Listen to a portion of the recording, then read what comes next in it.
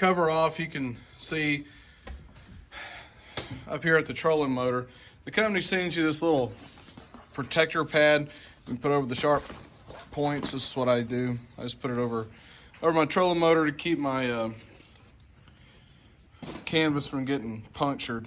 I have a lot of birds in the barn. They like to build nests in here. And before I got my cover on, some of them trashed up my boat a little bit. I got to clean it up. But I don't have the cushions on it right now. Got those in the house. You can see we'll start at the front with the trolling motor.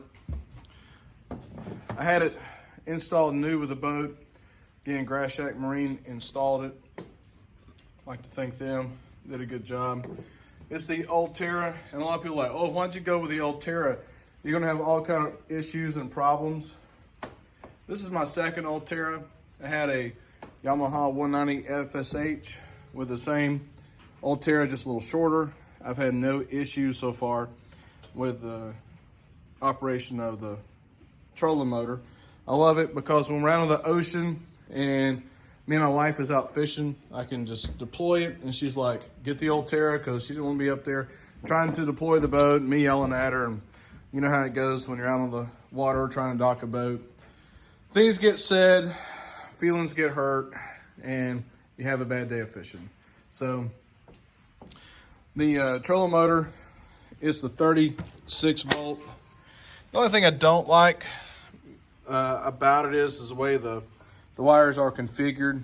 It's kind of in the way a little bit. Probably could have done it a little bit better when they installed it, but hey, that's the way it is. And I didn't have to install it, but it works. And with the Ulterra, I don't use my anchor as much. I can just, with the spot lock, we can just spot lock it in the ocean. Yes, in the ocean, and it works great. I haven't really done any upgrades. You know, you got the table up here. It's okay. Two people sitting down at the table. Me and my wife, it's not a big deal, or daughters. But you get a lot of people trying to eat around the table. It's not as spacious. But hey, it's a fishing boat, and you got a table that you can sit and eat. It's great. The one thing I will say, if you look at the cushion here, this was from the inside of the console. Whenever it gets wet inside, or it gets hot inside the console, the fiberglass the paint on the fiberglass sticks to the seats. So right out from the factory, I got to get some acetone and take that off a little bit. But the factory speakers, they're okay. When you're going full speed, it's a little hard to hear them. You got to turn it up pretty loud. But it's a great boat. We got good storage, and this is the first time I've taken the cover off since I put it up for the winter time. So it is a little dirty, but nothing, a little water hose and hard work. Oh, cooler. One thing I'll say about the cooler, we use this more for storage than anything.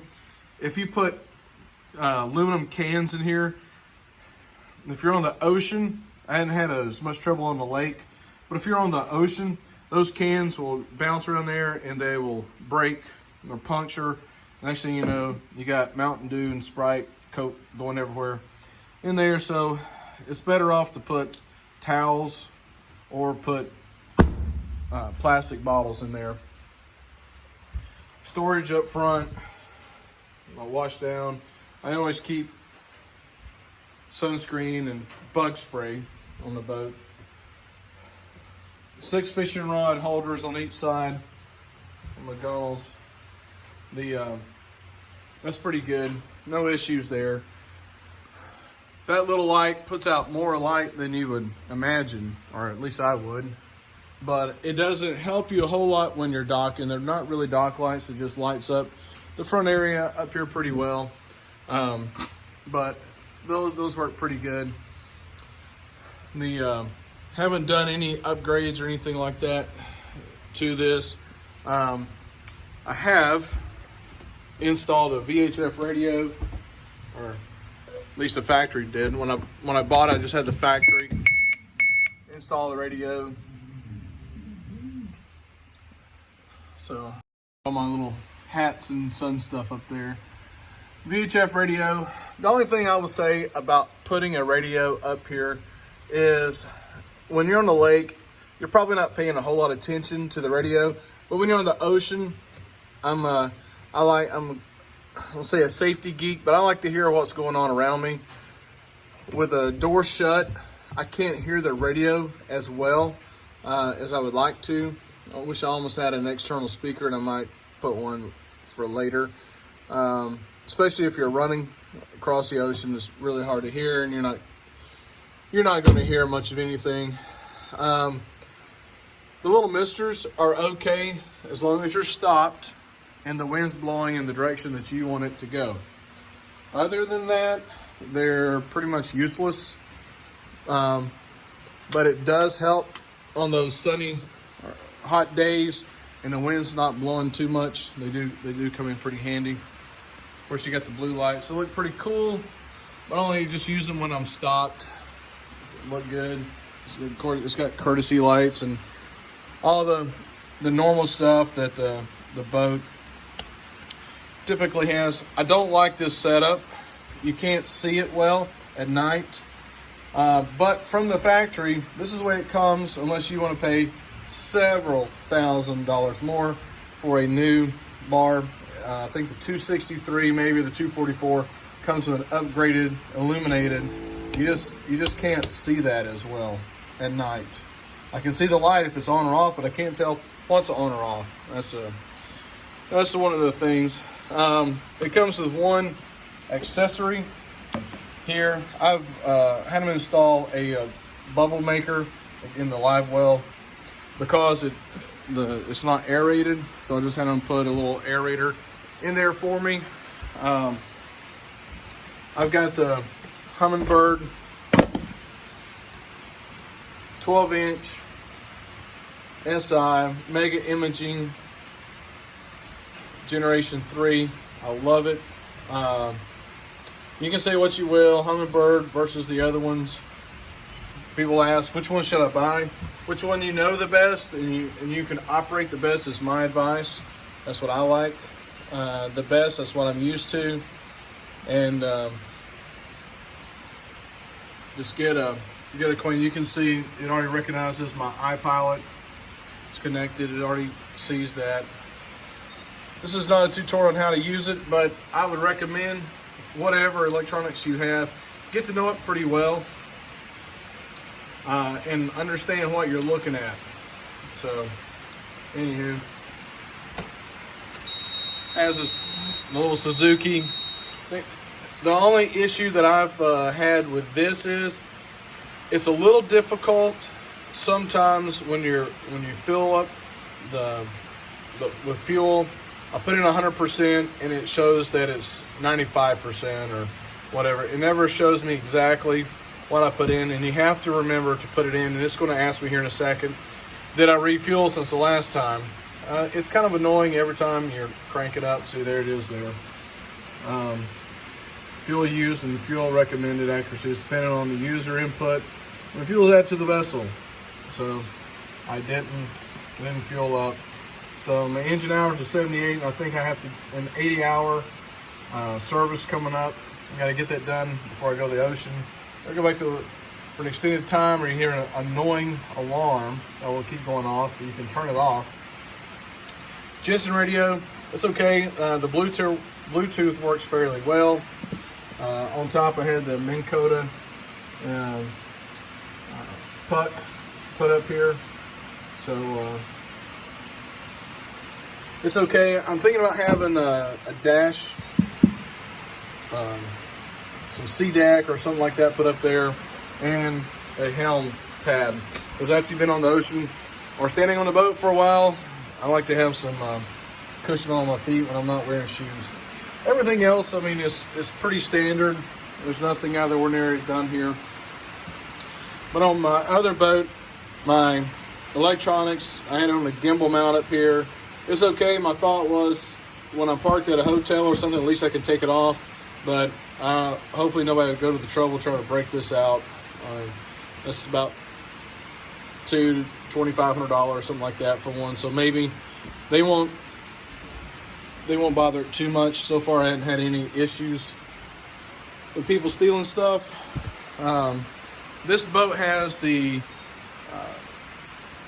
convenience station with a sink.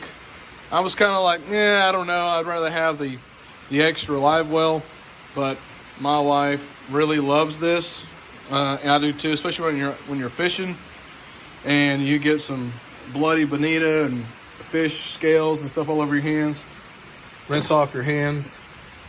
It is convenient. That's why I guess what they call it, the convenience station. The cutting board, I never use the cutting board because I don't want to mess it up. So, at least while it's new. Rod holders, rocket launchers up top and down here. So you got 8 of those and 3 rod storages on the side. So that's pretty good. The drawer. Whenever we're fishing, that drawer is the catch-all, it seems like.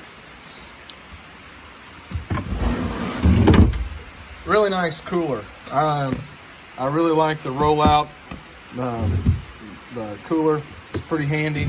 Only problem is that right there, where the cushion on here, that's not going to stay up. It's not a big deal because you don't want the cooler open all the time anyway. Like I got a bug in there I need to clean out. He found his way inside and died. But for what I paid, I guess extra for the convenience station, it's even got a light inside. Looks nice and cool at night when you're riding back here. And this is a pretty good place to fish too. You can sit here, put your feet up when you're just out here lounging around. It's pretty nice. We like to do that. Oh yeah, it does have a raw water wash down and a freshwater wash down, but up here on the front, I don't know, I forgot the name of the key that they call this. Goes in there. It's a little, I don't know, maybe overkill. I asked them why they did it, and it was some kind of old school answer. Back in the day, they had to use those kind for sealing or something other. I don't know, but it sure is not as handy as this guy here. Flip up, turn, and open. This is your fresh water for your sink, and so that comes in handy. So rod or tackle storage here on both sides.